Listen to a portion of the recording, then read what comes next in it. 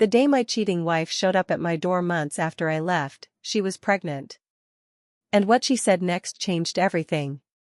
The strange thing about betrayal is that it rarely arrives with the kind of drama you imagine. There were no shattered glasses, no screaming matches, no doors slammed so hard the walls shook. Instead, it crept into my life quietly, like a cold draft slipping through a window you didn't realize was open. I was 26 then, standing in the kitchen of the house that used to feel like home. The late afternoon sun filtered through the blinds, casting thin golden lines across the counter. My wife stood a few feet away, pretending to scroll through her phone. That was when I saw the message. I hadn't meant to look. I wasn't the kind of husband who checked his wife's phone. Trust had always been the foundation of our marriage. But the screen lit up on the counter beside me, and a name I didn't recognize appeared along with a message that felt like a punch to the chest. I miss you already. 3 simple words. 3 words that somehow carried the weight of 1,000 lies. When I looked up, she must have seen something change in my face. Her smile faded almost instantly. The color drained from her cheeks as she reached for the phone a second too quickly. "Who is that?" I asked quietly. Even now, I remember how calm my voice sounded. Too calm. Like someone else was speaking through me. She didn't answer right away. Her eyes avoided mine, drifting instead toward the window as if the trees outside might offer some kind of escape. That silence told me everything. The truth didn't explode between us, it settled slowly into the room, heavy and suffocating. By the time she finally tried to explain, the damage had already been done. I remember leaning my hands against the cool marble counter, staring down at the faint scratches in the surface. My heart was pounding so hard it felt like it might crack my ribs open, but strangely, my mind had gone quiet. Not numb. Just clear. There's a moment in life when you realize something you love has already slipped away. No argument can bring it back. No apology can erase what happened. That moment had arrived for me. I didn't shout. I didn't accuse her of anything she hadn't already confessed with her silence. I simply nodded once, turned toward the hallway, and started packing a small bag. She followed me halfway down the hall, her footsteps soft against the wooden floor. "I didn't mean for this to happen," she said. I paused, but I didn't turn around. Because some words, once spoken, only make things worse. Within an hour, I walked out the front door carrying a duffel bag and the quiet understanding that my marriage was over. No dramatic goodbye. No second chances. Just the sound of the door closing behind me. Months passed after that.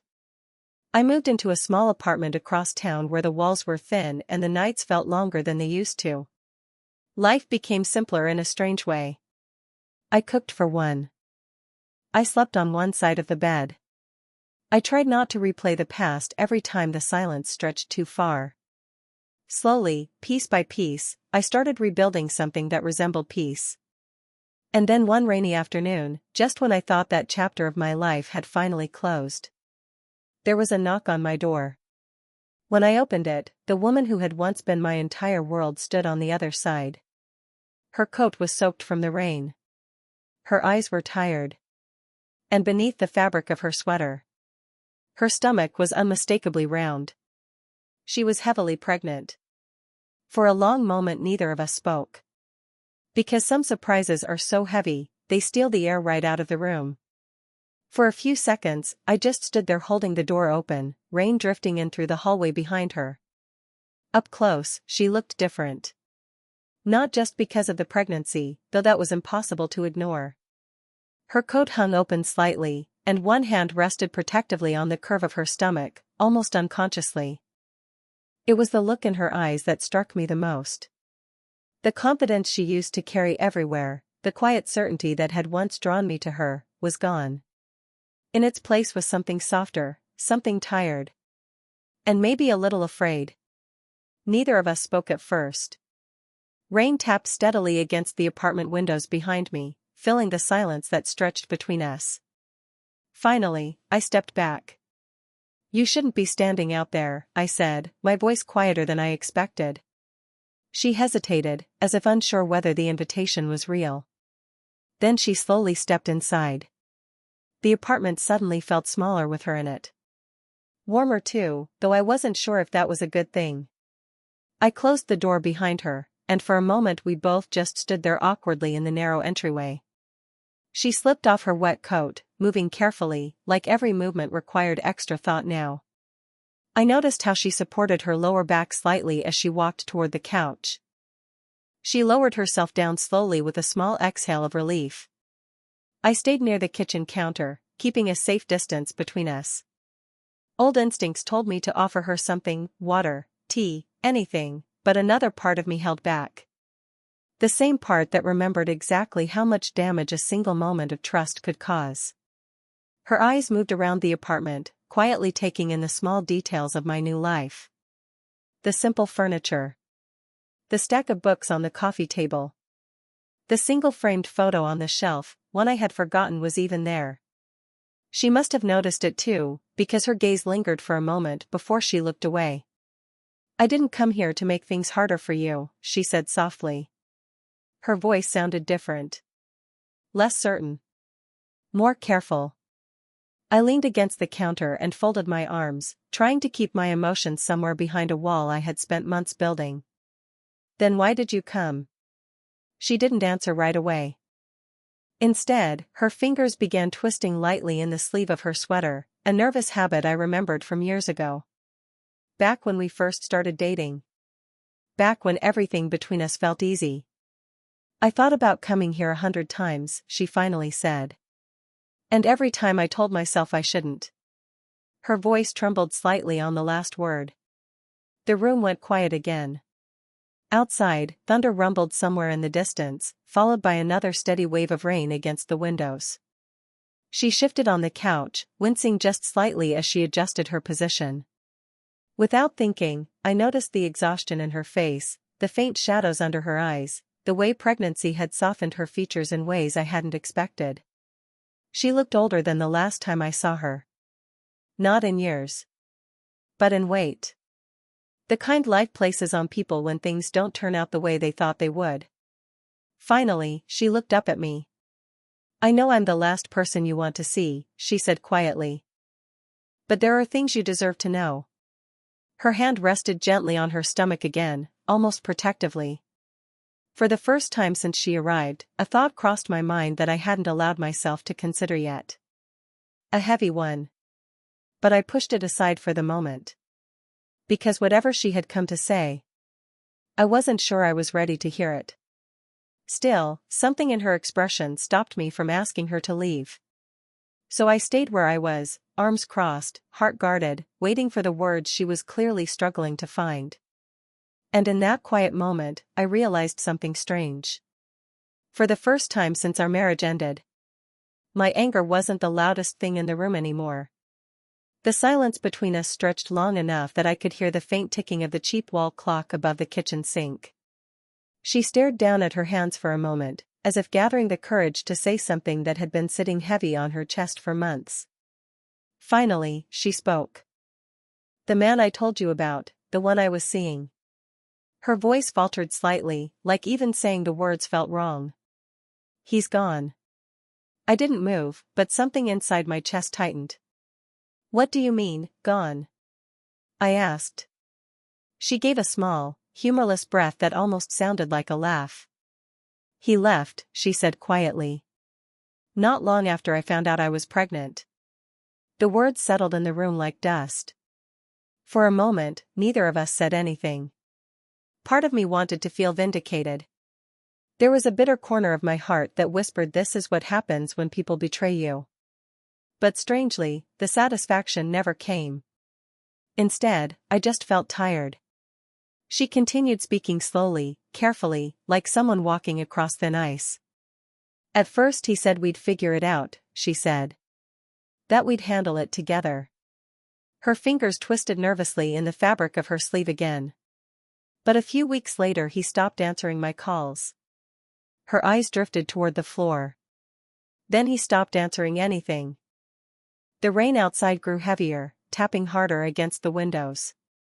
I watched her sitting there, shoulders slightly hunched, one hand resting on the curve of her stomach as if protecting something fragile. The confident woman I remembered, the one who always seemed so sure of herself, felt very far away now. "Why are you telling me this?"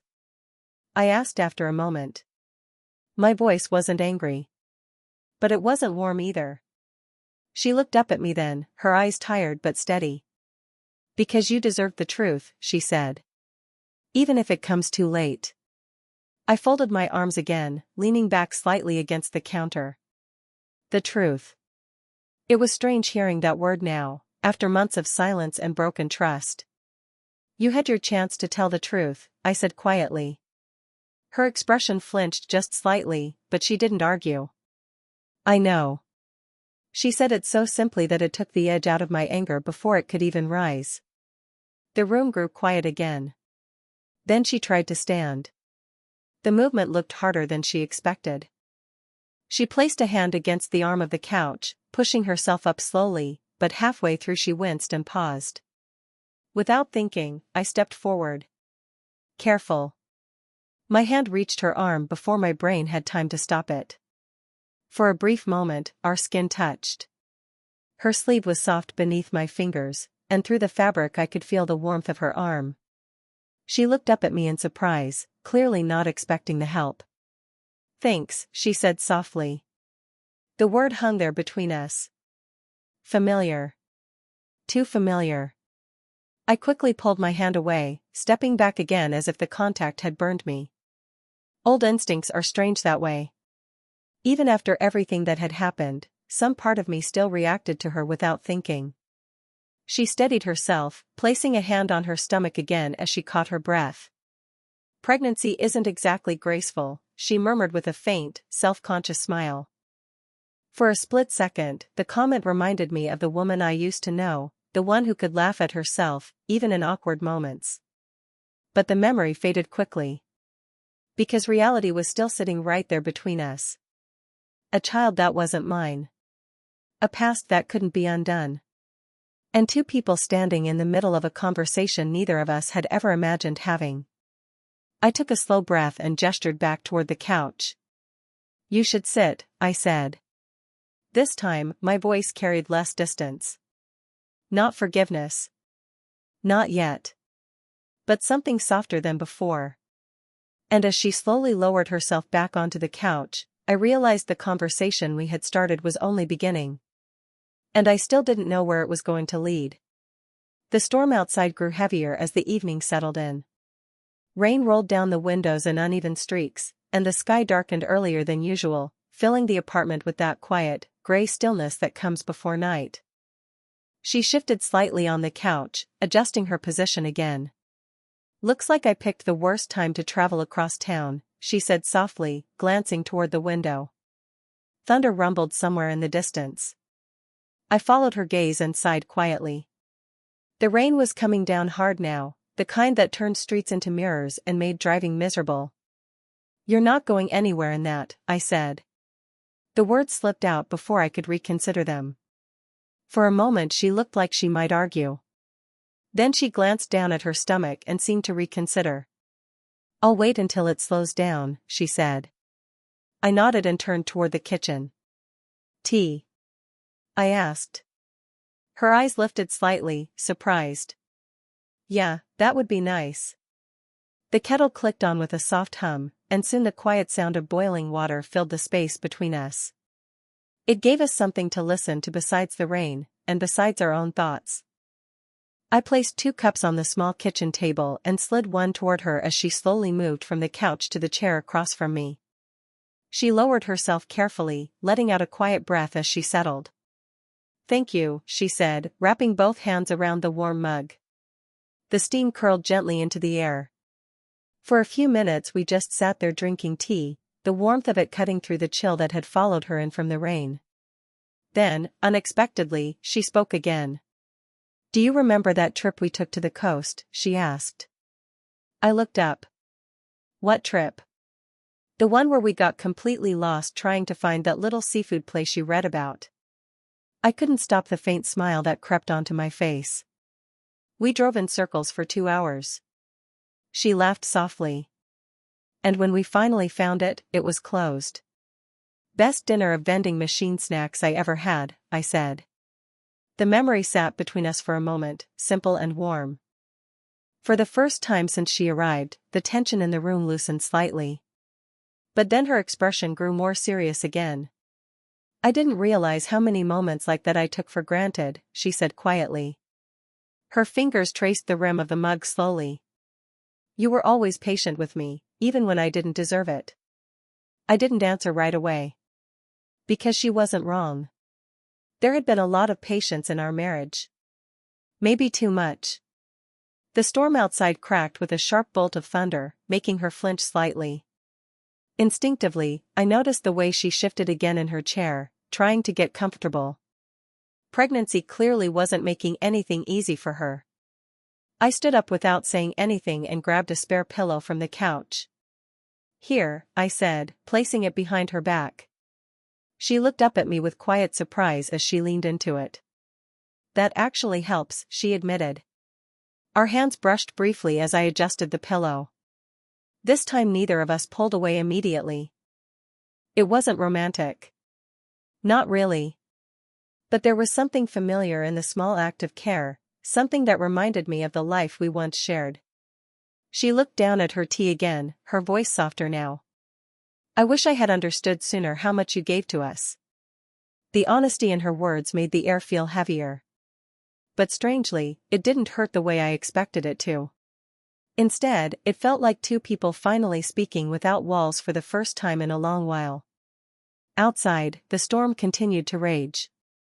Inside, the space between us felt quieter. Not healed. Not yet. But something had shifted. And neither of us could ignore it. By the time the storm outside began to calm, the apartment had grown darker. The only light in the room came from the small lamp beside the couch, casting a warm glow across the table between us. The rain had softened to a steady drizzle now, but neither of us had mentioned her leaving again. Somehow the conversation had drifted into quieter territory, old memories, small regrets, the strange paths life sometimes takes when people stop paying attention to what really matters. But there was still something hanging in the air. Something neither of us had said yet. She stared down at her hands for a long moment, then finally spoke. I don't expect forgiveness. Her voice was steady, but I could hear the effort behind it. I looked up slowly. She wasn't crying. She wasn't pleading. She was just honest. I know what I did, she continued softly. And I know there isn't any excuse for it.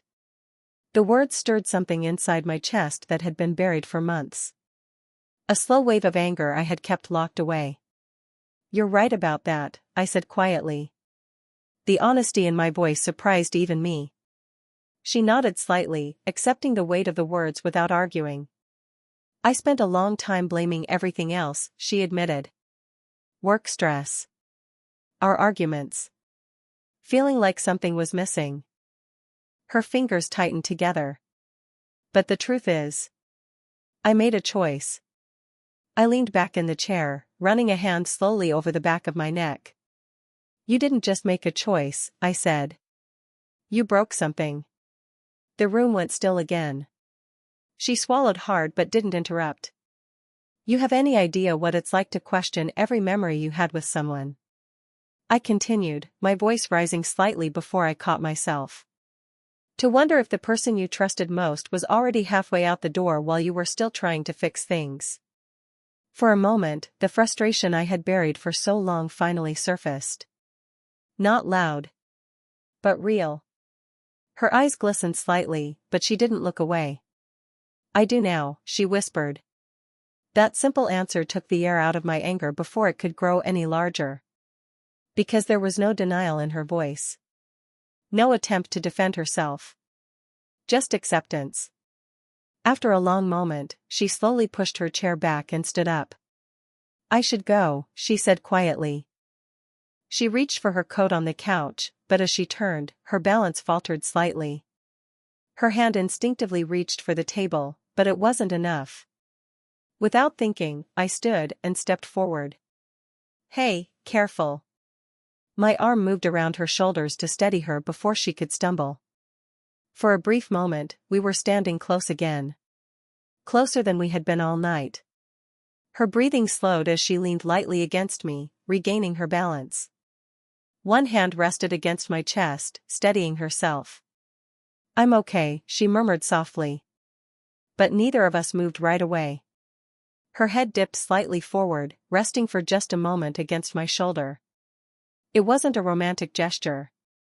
It was simply the weight of exhaustion, of pregnancy, of a long conversation neither of us had expected to have. Still, the closeness stirred old memories. The quiet familiarity of holding someone you once loved deeply. I felt her inhale slowly before straightening again. "Sorry," she said gently. But there was something unspoken in that moment. Something fragile. Because even after everything that had happened, standing there in the quiet apartment, with the rain still whispering against the windows, it was impossible to pretend we had once been strangers. For a moment after she steadied herself, neither of us moved. The rain outside had softened into a quiet drizzle, tapping gently against the windows like a reminder that the storm hadn't completely passed, just like the emotion sitting between us. She slowly stepped back, creating a little space again. Not far. Just enough for both of us to breathe. "I didn't mean for tonight to turn into all of this," she said softly. Her hand rested on the edge of the table as if grounding herself. I rubbed my hands together slowly, trying to settle the mixture of feelings stirring inside me. "You came all the way here," I said. "You must have had a reason." For a moment she didn't answer. Her eyes drifted toward the floor, and I could see the hesitation in her expression, the kind that comes when someone is deciding whether to say the one thing they've been holding back. Finally, she looked up. "The truth," she said quietly. I nodded once. She took a slow breath before continuing. "I didn't come here to ask you to come back." The words surprised me more than I expected. Somewhere deep down, part of me had been bracing for exactly that. "I know I don't deserve another chance," she added gently. "And honestly, that's not why I'm here." The room felt very still. "So why are you?" I asked. Her gaze softened, and for the first time since she arrived, there was something calm in her expression. "Because I didn't want our story to end with you hating me." The honesty of it caught me off guard. She placed a hand lightly over her stomach, absently tracing the curve as she spoke. "For months I kept thinking about the last time we saw each other," she said. "The look on your face when you walked out the door." Her voice trembled slightly. "You didn't yell. You didn't try to hurt me back." She looked at me carefully. "You just left." I exhaled slowly. Because she wasn't wrong. Anger fades eventually. But silence has a way of staying. "I realized something after that," she continued. "I spent so much time focusing on what I thought was missing in our marriage, that I completely ignored everything you were giving me." The words were simple, but they carried weight. "You were patient," she said quietly. "You were loyal. You were someone who would have stayed through anything." Her voice softened even more. "And I threw that away." I didn't answer right away. Because hearing those words now, months later, felt strange. Not painful the way it once would have been. Just honest. She reached for her coat again, lifting it slowly over her shoulders. "I just needed you to know that losing you was the biggest mistake I've ever made." Her eyes met mine. "But I'm not here to ask you to fix my life." The clarity in her voice made something shift inside my chest. For months, I had imagined this moment in a dozen different ways. Anger. Blame. Arguments. But not this. Not two people simply acknowledging what had been lost. She walked toward the door slowly, her movements careful. I followed a few steps behind. When she reached the door, she hesitated. Then she turned and stepped closer. Before I could react, she wrapped her arms gently around me. It wasn't a desperate hug. It wasn't romantic either. It was something quieter. Something filled with memory. Her cheek rested lightly against my shoulder for a moment. "Thank you," she whispered. "For listening." I hesitated only briefly before returning the hug. One hand resting lightly against her back, careful and respectful. After a few seconds, she pulled away again. And for the first time that night, the silence between us didn't feel heavy anymore. It felt peaceful. Like two people who finally understood something they had been missing all along. After she left that night, the apartment felt quiet again. Not the heavy, suffocating quiet I had grown used to over the past few months, but a different kind. Softer. Almost reflective. I stood by the door for a moment after it closed, listening to the fading sound of her footsteps in the hallway. Then the building door downstairs opened and shut. And just like that, she was gone again. I walked back toward the kitchen slowly, the conversation replaying in my mind in fragments. The way her voice had trembled when she admitted her mistakes. The tired look in her eyes. The careful way she moved, carrying the weight of a life growing inside her. For months, I had imagined seeing her again. In those imagined moments, I was always angry. Always ready with the right words to make her understand how much she had hurt me. But the real moment hadn't looked like that at all. Instead, it felt quieter. More human. I poured the last of the tea down the sink and stared out the window at the wet street below. The rain had almost completely stopped now, leaving the pavement shining under the street lights. Life had a strange way of continuing, even after things you once thought were permanent came apart. Over the next few weeks, I thought about her less and less. Not because I forced the memories away, but because something inside me had settled. For the first time since everything had happened, I no longer felt that sharp edge of bitterness sitting in my chest. The anger had finally loosened its grip. One afternoon, about 2 months later, my phone buzzed while I was sitting at work. The message came from a number I hadn't seen in a long time. For a second, I just stared at the screen. Then I opened it. "I thought you should know, the baby arrived this morning. A healthy little girl." There was a pause before the next message appeared. "Thank you again for listening that night. It meant more than you probably realize." I sat back in my chair, reading the words a second time. A small part of me wondered what life would look like for her now. Raising a child on her own. Starting over in a way neither of us had planned. But strangely, I didn't feel the urge to ask. Some chapters in life aren't meant to continue. They're meant to close. I typed a simple reply. "I'm glad you and the baby are safe. Take care of yourself." Then I set the phone down and looked out the office window at the city moving outside. Cars passing. People walking. Life unfolding in 1,000 different directions. Our story hadn't ended the way either of us once imagined. There was no dramatic reunion, no second chance at the life we had once planned together. But there was something else. Something quieter. Peace. That night she stood at my door, pregnant, tired, and carrying the weight of her mistakes. She hadn't come to fix the past. She had come to close it with honesty. And in doing that, she had unknowingly given me something I hadn't realized I needed. Freedom from the anger that had been holding me in place. Sometimes closure doesn't come from getting back what you lost. Sometimes it comes from understanding that you're finally ready to move forward without it. And as I stepped outside into the cool evening air that day, I realized something that surprised me. For the first time in a long while, my future felt wide open again.